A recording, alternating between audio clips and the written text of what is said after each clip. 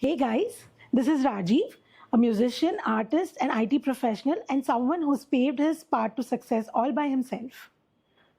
Hi Rajiv. Hey, glad to be here. So you're an IT professional. In today's competitive world, how do you manage your work, music, and your relationships? I think the way it started and the way it's taken shape over the years has obviously helped me a lot to sort of come to terms with how to balance things out. But if I'm being totally honest, it's not about balancing at all. It's just about letting your mind and your sort of brain do the things that it wants to do when it wants to do it, and not kind of put yourself into boxes a lot. So if I have to explain that a little, basically, when I feel like doing music, I will do music. But then there are times when I probably cannot because I'm in the middle of work or something of that sort. That's totally okay. But what is not okay is if it comes up on your head and then you sort of let that thought just disappear. It will have to be in your mind, remind yourself that, hey, there's this thing that I want to do, that I know I'll enjoy to do, so that I'll have to sort of do it at some point today during the day. So I guess over the years, I've gotten better at doing that, because when it initially started, you feel like not plugging out of something that you're doing. That I think is the case with most young people, where when you get into something, you don't want to get out of it. You want to do that for a longer period of time, like whether it's listening to music, making music, or cooking, or anything of that sort. So as you get older, you sort of start coming to terms with how your day is and how you want to align it.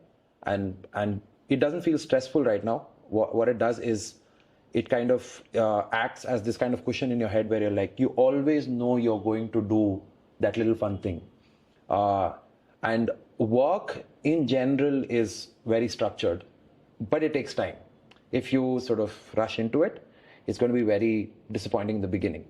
Some days you get more of one thing than the other, but that's totally fine. So, how often do you pursue music? I try to be at it every day, but it's not possible, because making music or sort of playing music is also something that requires a certain mindset.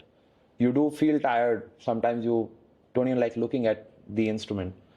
But then when you can't listen to music, make music, you should be listening to music. Like, I feel like, at least in one way or the other, you have to sort of Associate keep yourself at with it music. and like be stuck to it. Just, it works in its own little way.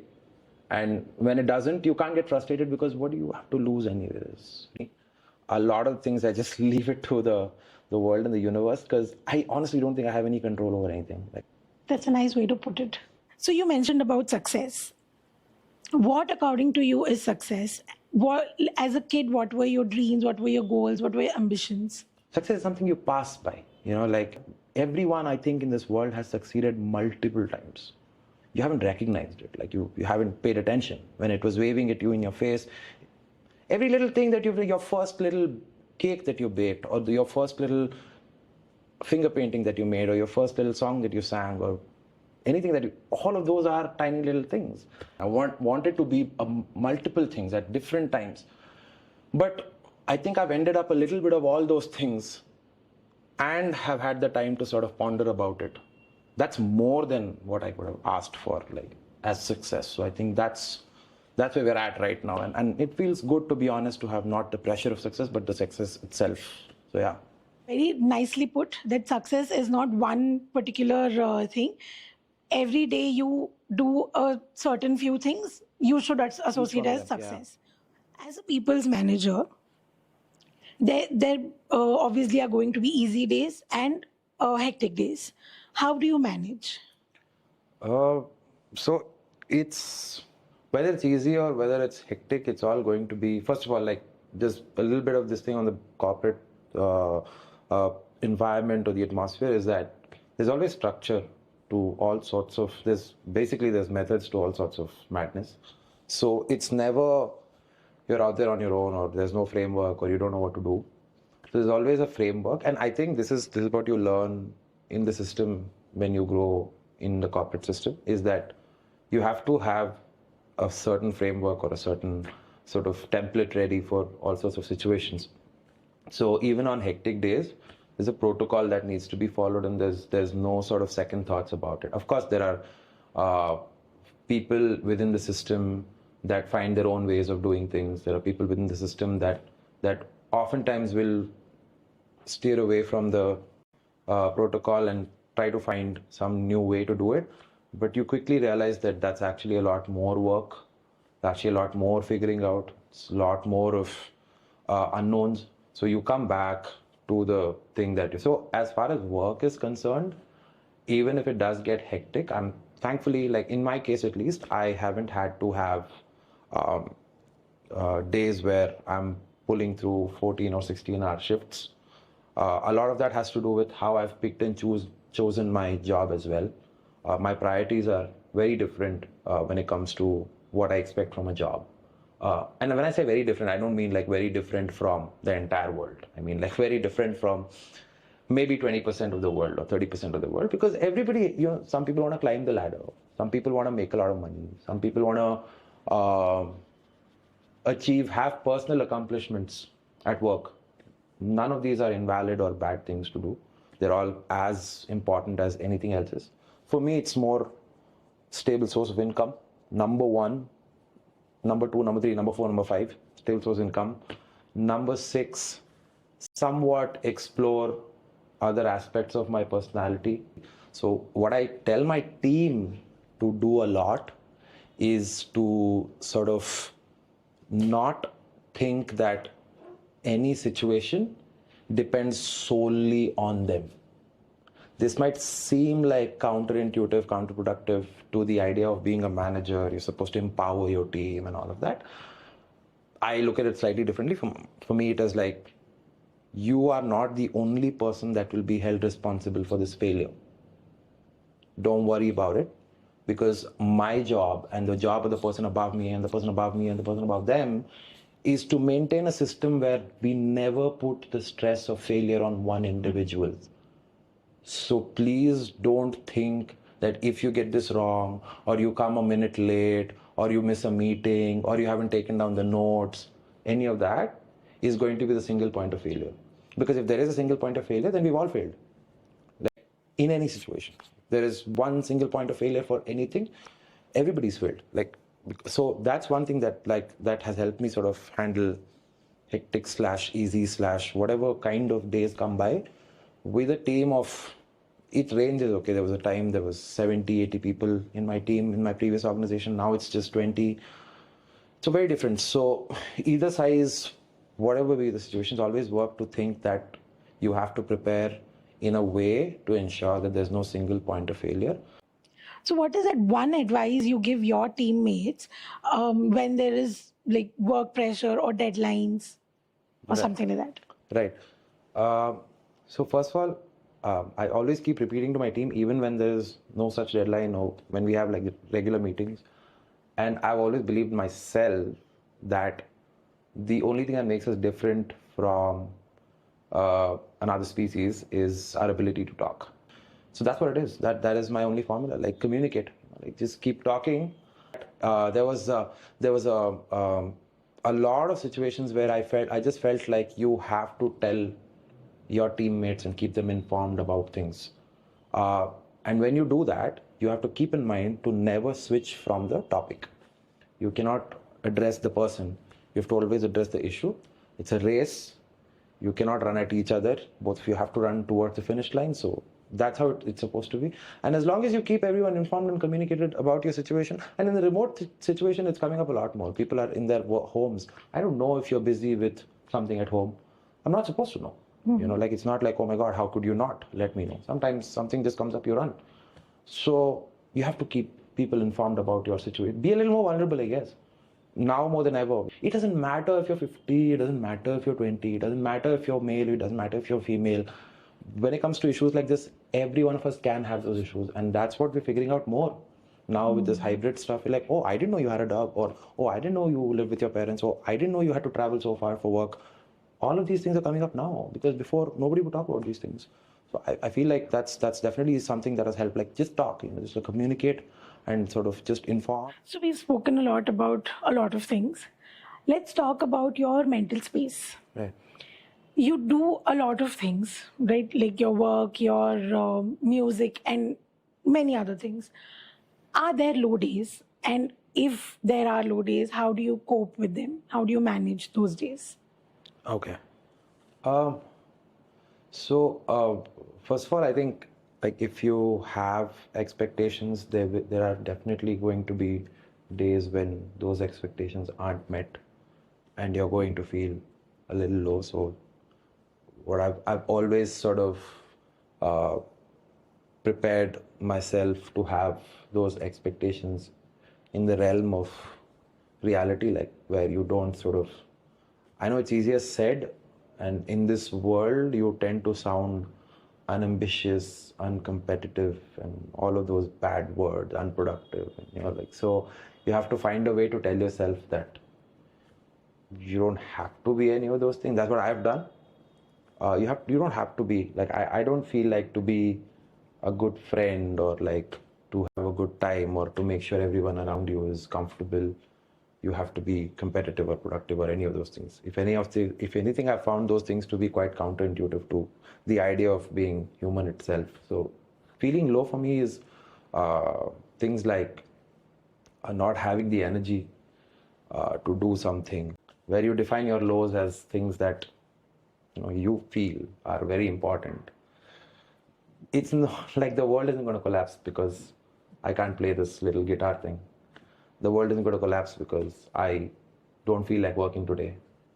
So a good way for me to deal with lows is to remind myself that someone always has it worse off than you.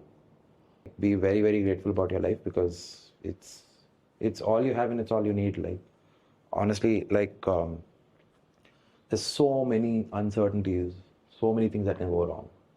And none of that, like if you ask me, like my space, none of the things that can go wrong in my life can actually make my life like that much worse. Really, I can forget about it in like a couple of hours, maybe even lesser, and move on to the next thing. That's just how we are sort of wired, but at the same time, we are so stimulated right now. Like, so I feel like being low is definitely true. People are low, they do feel, but a little pinch of gratitude in that moment can really make it very, very easy to cope with it. And that's my cope. Like gratitude is my cope. Even though I'm not able to record that little guitar lick, I'm still able to hang out with these cool people who will probably remind me how to do it in the next 20 minutes or 30 minutes. They'll bring my energy levels back. And that's one of the thing about spaces, like I'm in the studio. Why? I could have done this at home or like somewhere else. In the studio because that's the environment to be in. That's the environment that is going to stimulate the whole situation for you. And in about 30 minutes, you'll be there. Even if you've come completely unprepared, in 30 minutes, the space and the people and the energy and the equipment and everything is going to bring you on par with that situation. So you will be able to deliver. You just have to be grateful that you still have 90% of the things going for you, or 95 or 98 or whatever it is the situation is, and then the rest sort of takes care of itself. So I think, yeah, the cope for low days is definitely one hint or a pinch of gratitude, and leaving it to your surroundings and your environment to sort of take care of you while you're being grateful. So that kind of handles it. So that's worked. That's a great way to come out of the low days. Yeah. So their parents chose stability, security over pursuing their passion. How do you think that has changed over the period of time for you personally and in general? It's like a natural progression, I feel, in the lifespan of a country or a society. As it gets more prosperous, people do get a lot more free time in their hands and they try to explore what they could do with it. But at the same time, you should have the wherewithal or the resources to be able to do or pursue those things.